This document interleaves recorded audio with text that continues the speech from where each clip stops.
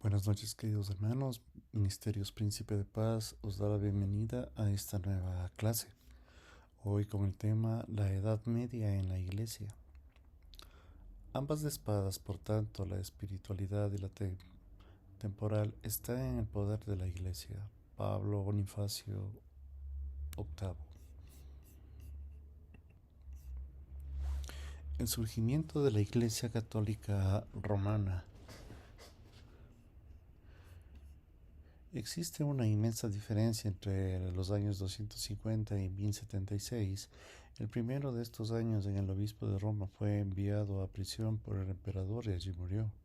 El último año del obispo de Roma, ahora como papa, hizo que el emperador esperada penitente fuera a un palacio por 3 días mientras él deliberaba en cuanto a un juicio aprobado. La diferencia explica que el surgimiento de una poderosa institución, la Iglesia Católica Romana, de muchas maneras la epítome de la Edad Media.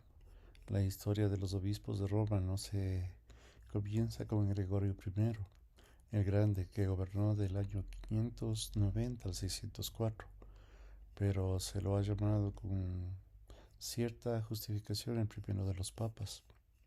Los fundamentos para la autoridad papal se establecen durante grandes controversias doctrinales entre los siglos anteriores, pero no fue hasta que se disolvió el Imperio Romano en medio de las invasiones bárbaras que los obispos romanos surgieron por su propia cuenta, como así toda la autoridad de algún tipo sobreviviente de Occidente. Mientras que los patriarcas de Oriente se vieron limitados repentinamente por las rivalidades entre ellos y la comunidad de la autoridad imperial romana en Constantinopla, el patriarca de Occidente quedó relativamente libre para operar, no solamente en cuanto a los asuntos espirituales, sino también a los temporales. El concepto de Papa Universal fue un punto delicado, ya que el patriarca de Constantinopla, cabeza de la Iglesia Oriental, se había nombrado como patriarca ecuménico. Gregorio no elaboraba humildad, asumió el título de los siervos de Dios. Sus intereses abarcaban entre la promoción de una misión cristiana a Inglaterra hasta la negociación con el Papa en Oriente. Su influencia fue notoria en todos los aspectos de la vida de la Iglesia, en la predicación, en la liturgia, la música, en la Iglesia, en los aspectos de la vida de la Iglesia, la disciplina, el clero, los monjes, en las organizaciones administrativas, en la doctrina especialmente, las convicciones particulares que de la interpretación bíblica y en la expresión misionera. La misión a Inglaterra por medio de Agustín, a quien no tenemos que confundir con el obispo de Hipona durante la primera parte del siglo V, fue uno de los puntos destacados.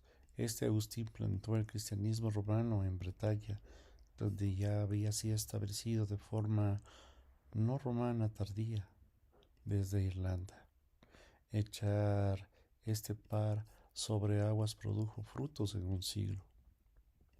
Cuando una gran cantidad de misioneros de Inglaterra se trasladaron al continente para asumir misiones en los pueblos todavía paganos de Europa Central, Gregorio también ayudó a establecer el estilo del cristianismo romano popular en la Edad Media, hasta cierto punto para la Iglesia de nuestro propio tiempo, con el desarrollo de los aspectos tales como los santos de los milagros, la alegorización de la Biblia, el purgatorio, los ángeles, los demonios y la teología semi-angustina durante la Edad Media de la vida mosaica que estaba arraigado en Europa occidental, originada en la atmósfera ascética, antisocial y foránea de Oriente, ejemplificada en la huida de Antonio, el desierto de Egipto. En Occidente se transformó en una forma vigorosa, activa y social significativa de la devoción cristiana. Este problema afecta el feudalismo, la institución fundamental del medioevo, que puede entenderse considerando tres aspectos originales, que fue un sistema de organizar la posesión de la tierra de una forma de la organización política de un vínculo de la lealtad personal. En un aspecto económico significa la separación de las funciones de la propiedad en el uso de la tierra. El dueño, el señor, no trabajaba realmente ni controlaba toda la tierra. El usario o vasalio no era dueño de la tierra que controlaba y utilizaba. Cada señor y vasalio estaban vinculados por un contrato mutuo y sabían ciertos siervos uno al otro. De esta situación surgió el típico feudo, que era un esgrimio utilizado por el vasallo como una garantía de un señor a cambio de servicios militares u otros, y cuya posesión de vasallo era la protección por el señor. De esta manera, el feudalismo asumió un aspecto político involucrativo en las relaciones mutuas, desde que los humildes caballeros vasallos hasta el rey más poderoso. Muchos líderes figuraban como ambas cosas, señores y vasallos, subdividiendo los feudos que recibían de un señor entre sus propios vasallos. En tercer lugar, ambos estaban vinculados por un lazo personal de lealtad, en que el vasallo se convierte en un hombre del señor y no era sentido de esclavitud o subordinación.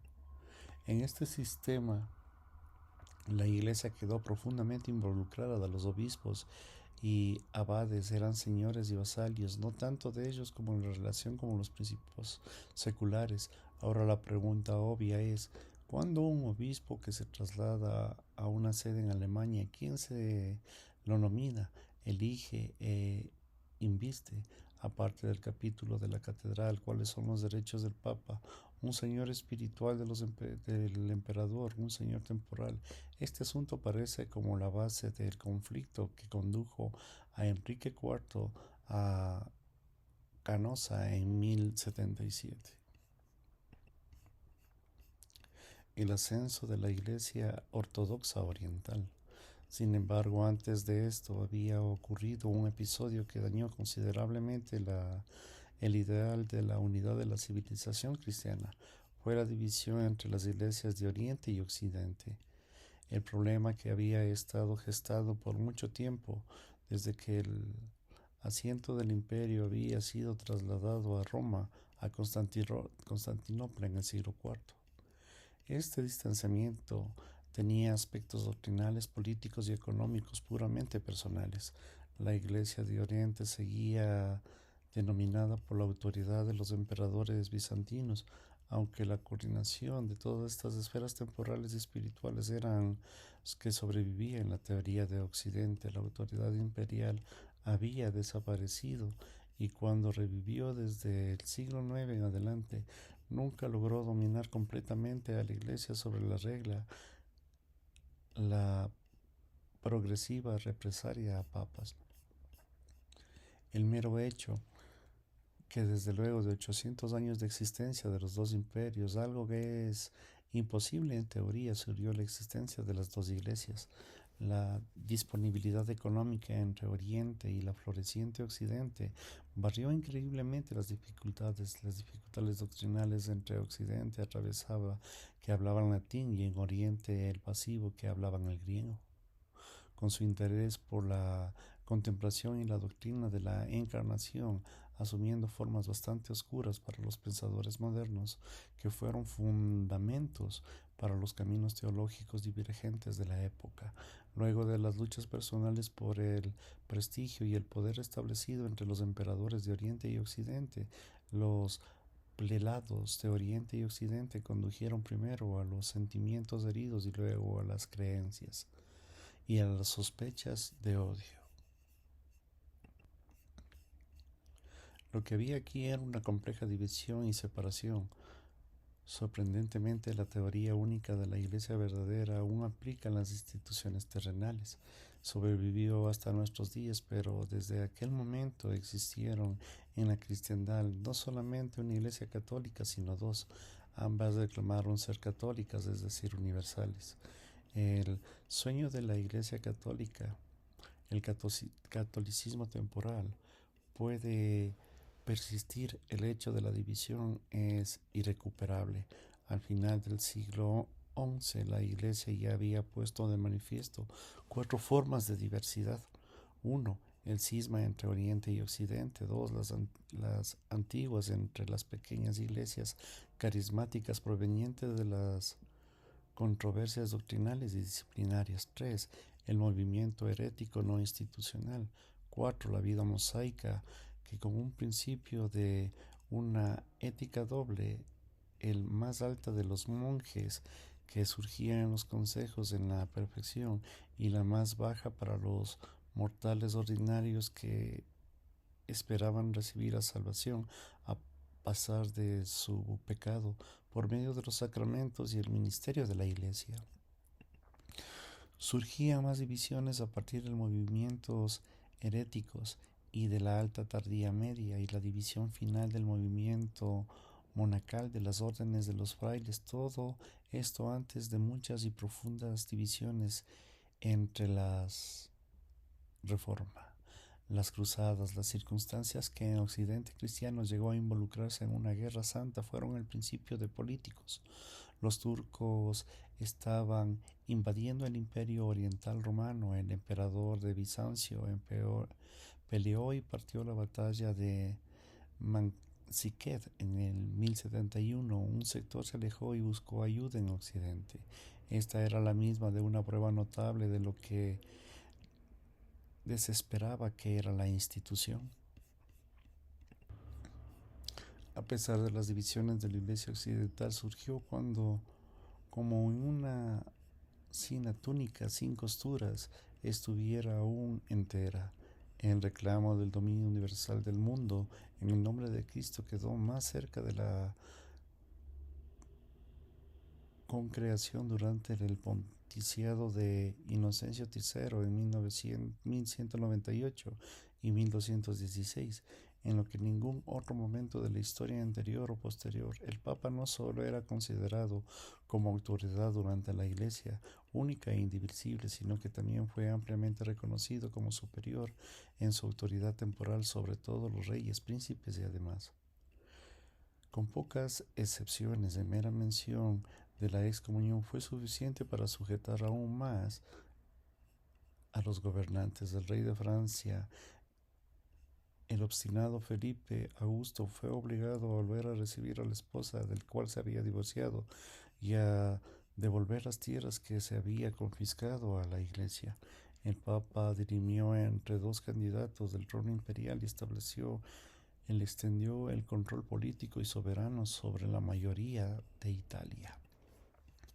Doblegó con la excomunión el intelecto al rey Juan de Inglaterra, que sometió todo su reino a Inocencio, quien lo volvió a recibir como vasallo gobernado bajo la dirección y legados papales. El Papa fue soberano feudal sobre los vasallos, tan importante como los reyes de Aragón, Portugal, Polonia, Hungría y Serbia. Su control de la jerarquía en la Iglesia general fue igualmente completo. La monarquía papal fue en realidad bajo este plegado de capaz y vigoroso y presidente y ambicioso. El principio sentado casi universal en la Edad Media, que era que existía solamente una fe verdadera, en esta fe de conocer se define la autoridad de la Iglesia a través del poder concentrado con los papas por medio de Pedro, el que por lo tanto todos los otros credos con falsas y heréticos. Sí se puede y se castiga a un homicida por matar un cuerpo, jamás nefasto aquel que asesina el alma, el hereje. El instrumento desarrollado para conservar la uniformidad de las creencias fue la Inquisición. Los hombres más calificados para hacer este instrumento fueron los dominicos, con un vasto aprendizaje y su capacidad para la predicación y su desprecio hacia los herejes, libres de alquiler, restricción eclesiástica, sin límites para el ejercicio y su autoridad para la excepción y dirección de papas. Los inquisidores infundieron el terror en el corazón de los laicos y el clero en los pobres y los ricos y los débiles y los poderosos. Aunque en la práctica la Inquisición papal no fue fundada por Inocencio. Se siguió una generación después y realmente permaneció en el mundo y la fe y la autoridad en el que encarnó. Y aunque no fue establecida en toda Europa, impuso un sello de silencio sobre la mayoría de las formas de pensamiento, acciones independientes de todos los asuntos relativos con la Iglesia y sus dogmas.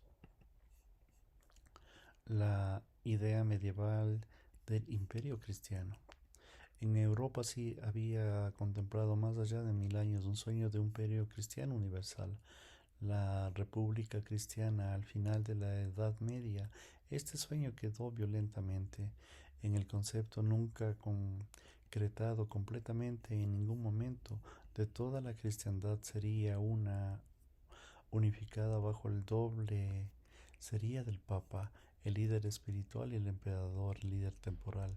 Dominó los conceptos políticos de los hombres desde el tiempo de Agustín de Hipona hasta el Morcillo de Padua. Pero luego de los movimientos heréticos, la cautividad babilónica, el gran cisma gobernaron internamente en la iglesia luego que algunos monarcas nacionales habían enfrentado con éxito a los papas más vigorosos y después de las intenciones de las demandas de las reformas habían conducido y repetidos y extensos intentos de fracasos de purificación. Nunca más el ingenuo de todos los visionarios pudo mantener en pie la ficción de las túnicas sin costuras y la cristiandad unificada en espíritu y en autoridad. Sectas heréticas medievales. Mucho antes que se percibiera toda la fuerza de la cadencia, aparecieron figusas en la fachada del cristianismo occidental, tomando formas de cismas heréticos. Fueron heréticos con referencia a la posición ortodoxa de la Iglesia Católica Romana, pero no apostólica de acuerdo a su propia intención. En cuanto a su alejamiento en la autoridad de la Iglesia y su acercamiento a la Biblia y al distanciamiento, por ejemplo, la tradición eclesiástica para asumir a Cristo y a sus discípulos pueden describirse como antecedentes de la Reforma, pero siguen siendo esencialmente medievales. Dos de ellos rescataron que aún sobrevive hasta el día de hoy. Lo demás de la apelación para los protestantes modernos son los seguidores de Pedro Baldo. Siguen en la separación bastante en Francisco de Asís y la anticipó a la devoción de un concepto de pobreza en sus pobres. En Lyon, Baldo estuvo familiarizado con los pasajes de la Biblia que enseñaban una simple vida de fe y de acuerdo con las enseñanzas de Jesús.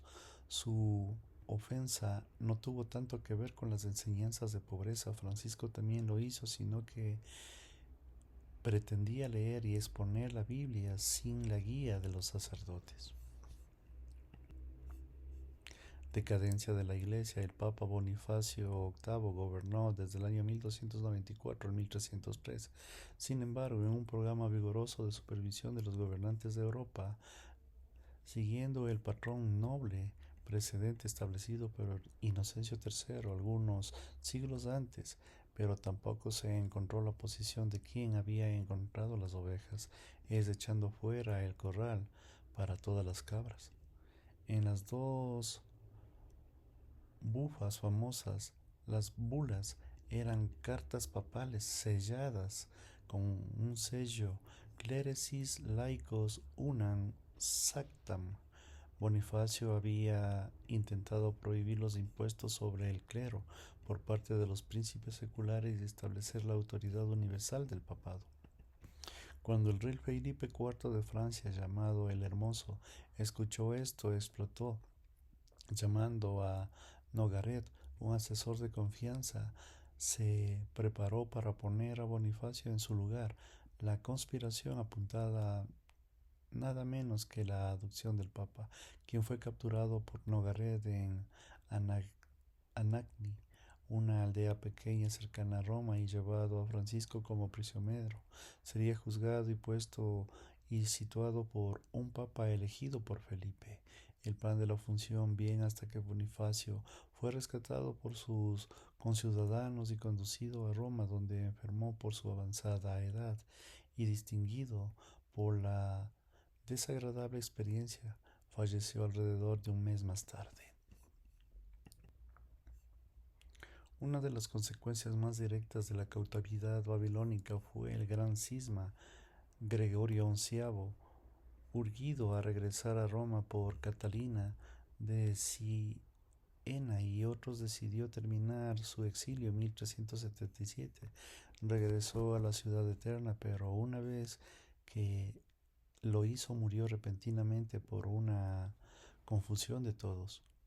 Los cardenales eligieron primero a Urbano VI, quienes hicieron gala de la absoluta falta de tacto, turbulando a todo cuerpo de los cardenales. Este cuerpo, arrepentido de su decisión, declaró nula la elección. En lugar se eligió a Clemente VII, quien volvió a establecer la residencia en Aviñón. Todos los papas fueron más adelante declarados antipapas y no fueron contados en la sucesión numérica. Como Urbano se negó a aceptar el cambio, ahora existían dos papas, uno en Roma y otro en Aviñón, ambos elegidos legalmente por el mismo cuerpo de cardenales, ambos declarando tener la autoridad universal sobre toda la Iglesia. Parte de Europa reconoció al Papa romano y el resto de Aviñón. Eso fue entonces la catástrofe final, porque ¿cómo podría alguien pretender ver la unidad espiritual en medio de una confusión temporal tan grande? Para cuando el Concilio de Constanza entró de manera de terminar con este dúo escandaloso, ya se había transformado en un trío, con tres papas que contaban desafiantemente la misma melodía. Cuando en el concilio puesto en los tres de 1417 y eligió en Martir V, se terminó en el cisma, pero el daño ya se había hecho y todo lo largo y ancho de la cristiandad, que se había puesto en libertad de los poderes de la disolución. Catalina de Siena en 1347 a 1380. En el siglo XV vio más indicaciones de la decadencia. A mitad del siglo llegó el trono papal de Nicolás V, el primero en una serie de papas humanistas, influyendo profundamente por los intereses humanos y seculares, y el Renacimiento no trató de negar u olvidar el llamado espiritual, sino que añadió un cúmulo de actividades extracurriculares. Esto iban desde la acumulación del primer núcleo de la gran biblioteca del Vaticano hasta el apoyo de los secretarios seculares muy comprometidos y menoscabados de prestigio del papado, y finalmente la validez de la propia cristiandad en el propio pasado estaban parcialmente secularizado, y en este proceso él estableció la incómoda alianza con las mismas fuerzas del Renacimiento que se oponían a la interpretación espiritual de la vida.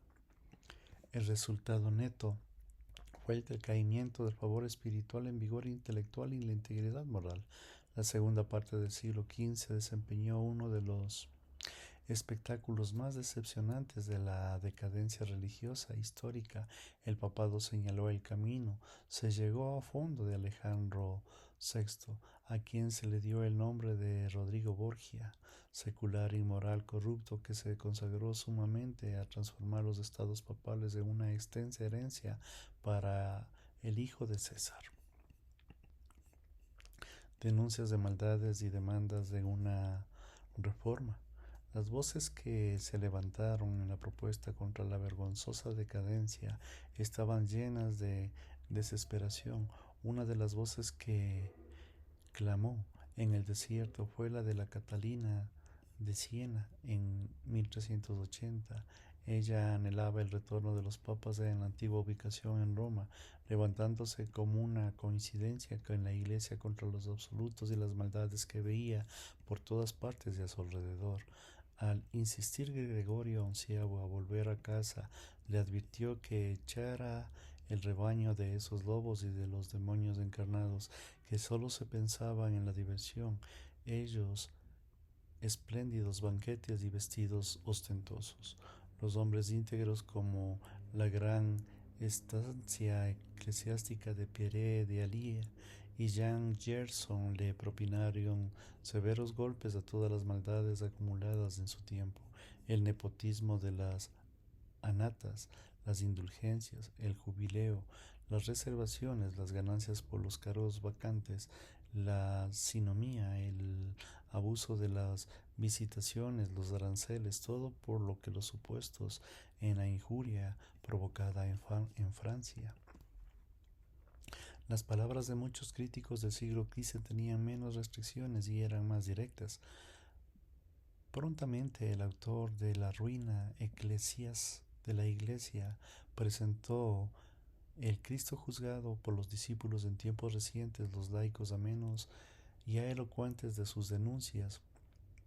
Geoffrey Chaucer, en el año 1400, una vez más apuntó con el dedo el clero del tono de la burla, los gravámenes o listas de las reivindicaciones presentados por las reuniones de la Dieta Imperial en Alemania desde los mediados del siglo XV eran extremadamente amargos.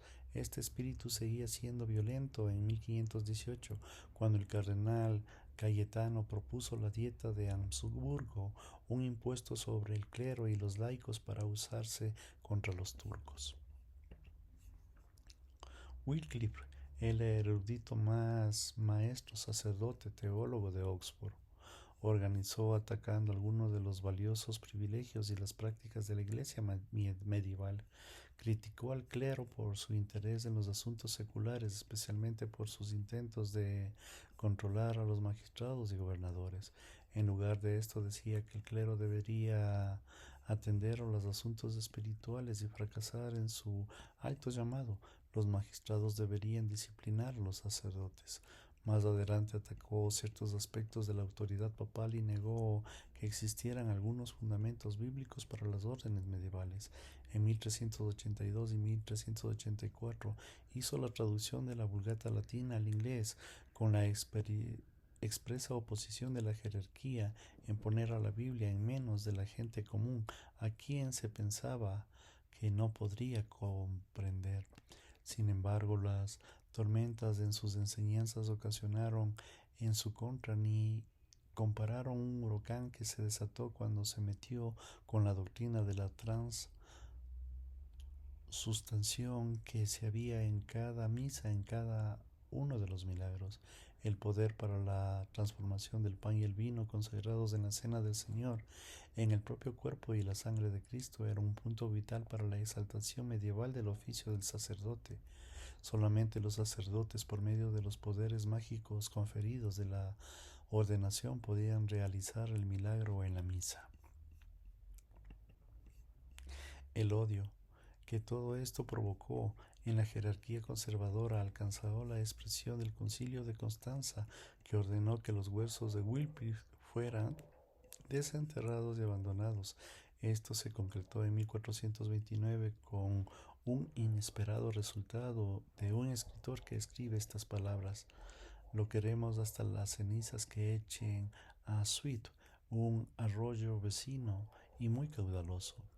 De este modo el arroyo llevó las cenizas de Avon desde Avon a Seven y desde Seven a Angosto, a un lago en el océano. Así que las cenizas de Wycliffe son el emblema de su doctrina, que ahora ha sido dispersado por todo el mundo. Aunque Wycliffe no dejó los seguidores organizados ningún momento institucional, se ve que una influencia de dos direcciones hacia la reforma y hacia los seguidores de Hus de Bohemia, quienes utilizaron las cenizas y los escritos. En cierto sentido, Hus continuó con lo que Wycliffe había comenzado, ya que su primer distanciamiento de las autoridades de Bohemia tuvo que ver con la cuestión de Wycliffe y las enseñanzas. Hus, educado en la Universidad de Praga y predicador de la Gran Capilla de Belén de esa ciudad, es uno de los personajes más heroicos y pintores de la historia de la Bohemia. Al convertirse el redentor de la universalidad de 1409, pronto está muy involucrado en el tema Wycliffe, cuyas ideas y escritos habían sido traídos por los estudiantes, aunque el arzobispo de Praga recibió una bula papal que fue ordenada que se quemaran los libros en inglés. Hus se negó a la predicación y el sermón acerca de lo siguiente: ahora se ha cumplido la profecía de Jacobo de Tamaro, quien decía que en el año 1409 se levantará uno que plegaría el evangelio y la fe de Cristo.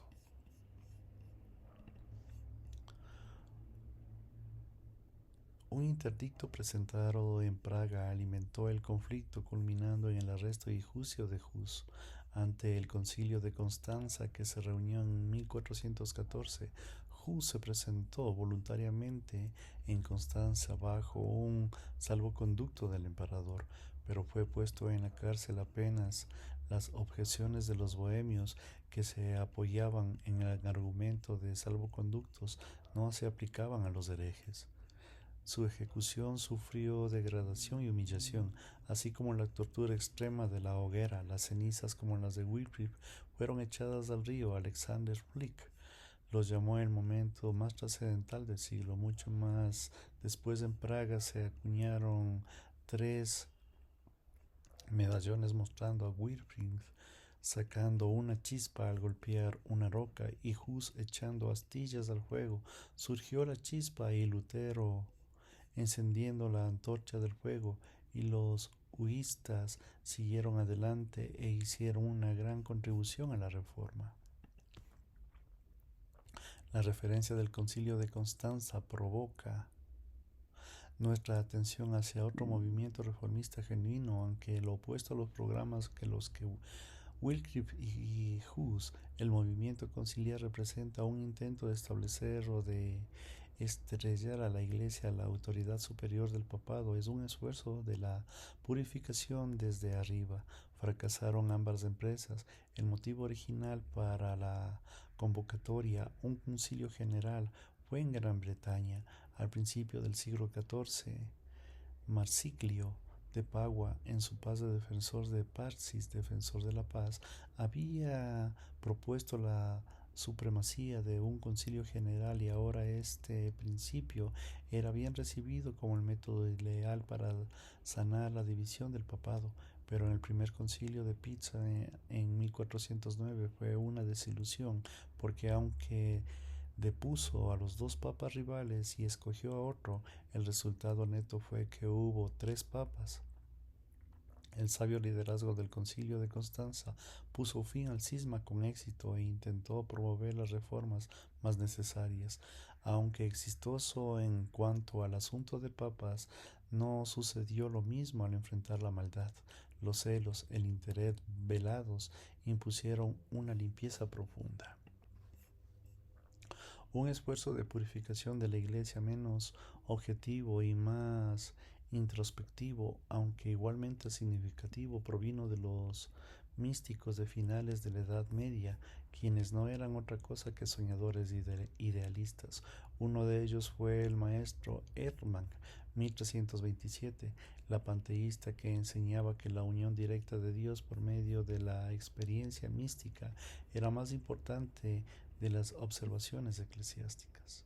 Su dominio más distinguido fue Johannes Tuller, un maestro más práctico cuyos escritos produjeron una profunda influencia sobre Lutero.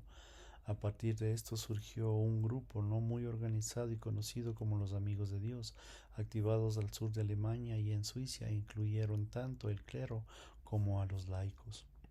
En este grupo provino la teología alemana, un escrito anónimo que promovía una doctrina de completa sumisión y la voluntad a Dios. Cuando la doctrina llegó a Holanda, se desarrolló un grupo de nombre los Hermanos de la Vida en Común, que añadió unas disciplinas semi-místicas de las doctrinas místicas de la contemplación. Tomás Kirpins, en 1471, reputado autor de la famosa Limitación de Cristo, acreditó su fe simple, mística y cálida en la asociación. de modo que las partes del siglo XV a lo largo del proceso y a la prueba del error había demostrado no solamente la necesidad de una reforma de su demanda generalizada, sino también el fracaso de numerosos intentos que servirían o llevarían a cabo. No resulta extraño que algunas almas piadosas hayan perdido la esperanza de salvar a una iglesia tan hundida en la iniquidad cegada por su propia maldad. Girolando Savanolado, 1498, el monje evangelista de Florencia, Italia, clamó a la angustia cuando meditó acerca de los sacerdotes que dan las ganas de llorar. Le esperaba un terrible castigo. Oh iglesia prostituta, que has puesto de manifiesto tu necesidad en el mundo y tu hediondez hasta el cielo. Este cristiano vehemente que comenzó predicando en las ciudades de Medici en 1482 condujo a la gente a un movimiento antes de desaparecer. Había expuesto a la familia Medici abierta las puertas de los ambiciosos. Carlos VIII de Francia denunció los pecados de la Iglesia desde el concilio de Alejandro VI hasta los males rampales de la propia Florencia e invocado en el flagelo de Dios sobre todos los pecadores. Pero como la ceremonia de la invasión del ejército francés había señalado la llegada de Savonarola, el poder de su partida prestó a su caída, fue condenado por herejía y quemado en la hoguera. Jiménez llegó al poder tanto en la Iglesia como en el Estado en 1492. Un año de muchos eventos importantes en España. Fue designado como confesor de Su Majestad. 3 años más tarde fue nombrado obispo de Toledo, un cargo que implicaba no solamente la supremacía espiritual sobre España, sino también el gran Cancillería de Castilla. Desde este punto, la evidencia procedió a reformar primero su propio orden, con el resultado que se dice alrededor de 1000 monjes que no desearon sostenerse a los cambios y abandonaron el país. Su celo formador penetró todos los aspectos de la Iglesia española, culminaron con el restablecimiento de la Inquisición en España. Fue la única que, cuanto en su forma y efectividad, influyó en las fuerzas del humanismo, y en Italia, que había sido dirigida a voces en contra de la Iglesia, el propio cristianismo. Jiménez apoyó los estudios formales de la Biblia de acuerdo a los nuevos principios, poniendo así este recurso a servicio de la Iglesia.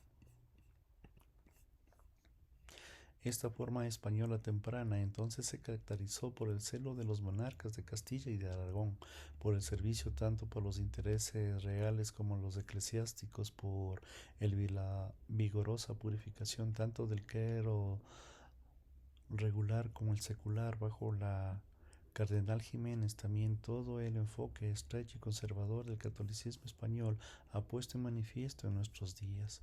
Se destaca la publicación de una nueva Biblia bajo los auspicios de la erudición y del papado.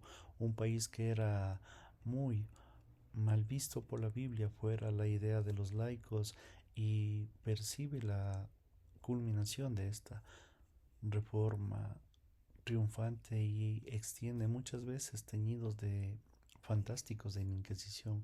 Un esfuerzo más benevolente y pacífico, aunque tanto irónico, surgió de una tierra muy al norte de los Pirineos. En esto es donde Holanda nació el desierto de Erasmo en el año 1536. Fue más grande de los humanistas cristianos, llegó a ser un ciudadano cosmopolita de Europa y el más respetado impulsor y de una reforma pacifista dentro de la Iglesia. Nada más alejado del pensamiento del trágico cisma del problema que se pensaba que podía caer en la túnica sin costura de Cristo, cuando Martín Lutero se encendió en el punto de la separación y de la excomunión. Erasmo retrocedió, no requiriendo estar enfrente de lo que ahora estaba transformado por una guerra espiritual. Custodiado por la falta de valentía, respondió: si yo fuera un soldado suizo, expresaría un justificativo reproche, pero no soy un estudioso y necesito inquietud para mis quebrantos, y no me hace daño evitando los peligros y a los perseguidores, seguro continuó ejerciendo la influencia poderosa de las fuerzas de la Reforma.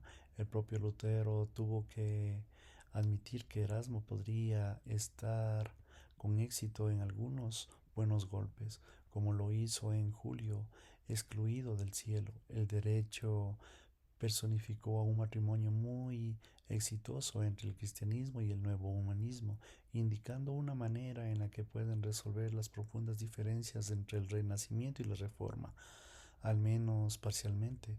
Una ilustración más feliz y eficaz está la interacción que se encuentra en la edición erudita del Nuevo Testamento en griego que Erasmo publicó en 1536 y el hito del estudio de la Biblia.